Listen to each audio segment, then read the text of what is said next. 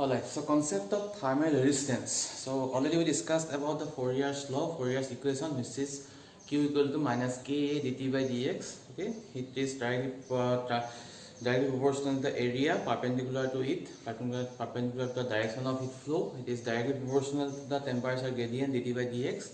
Alright. So now let us discuss about the thermal resistance. So what is resistance and what is its similarity with electrical resistance? Okay, so what happens in case of electricity, in case of current transfer, the equation that is governs the process is it I equal to V by R. So whenever there is a voltage difference V, then there will be transfer of current from the one point to another, and there will be resistance which will try to slow the transfer of current. Okay, that is called electrical resistance. Okay, suppose here this is V1, this is V2, current is passing through it, and resistance will try to retard the motion of the electrons.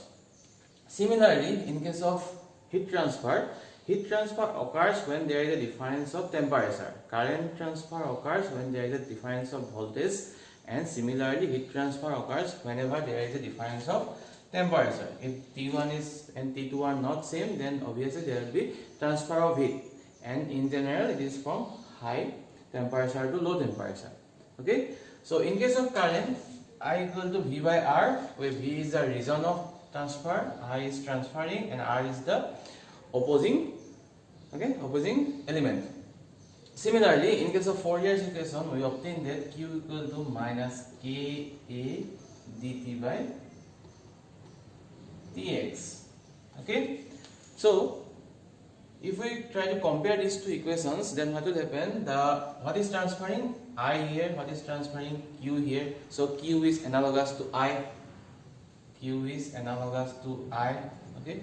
Let me write this equation over here because the reflection may disturb you. Q is equal to Ka dt by dx.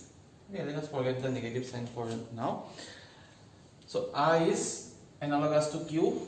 Okay, now why current is transferring? Because there is voltage difference. Why heat is transferring? Because there is temperature difference. So that means voltage is analogous to temperature difference. So what remained?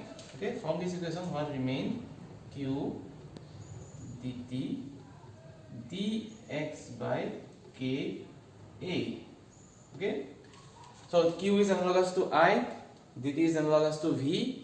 So this term dx by Ka, this is analogous to our resistance. So like in case of current, this R is trying to retard the motion of electrons, reduce the current. Similarly here over here in case of heat transfer, this ratio dx by Ka, which is thickness divided by thermal conductivity into area, this ratio will try to decrease the heat transfer. Alright, heat rate will be decreased because of this term, and this term is known as thermal resistance. Okay, so over here this RTH is nothing but dx by Ka, where dx is the thickness of the plate across which the heat is transferring, Ka is the thermal conductivity of the plate, and A is the area perpendicular to the direction of heat flow. And this term is known as thermal resistance, dx by Ka.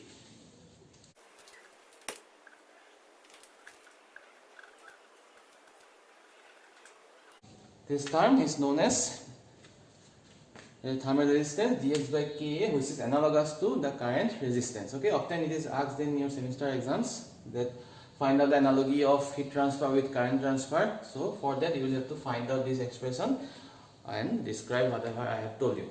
Okay.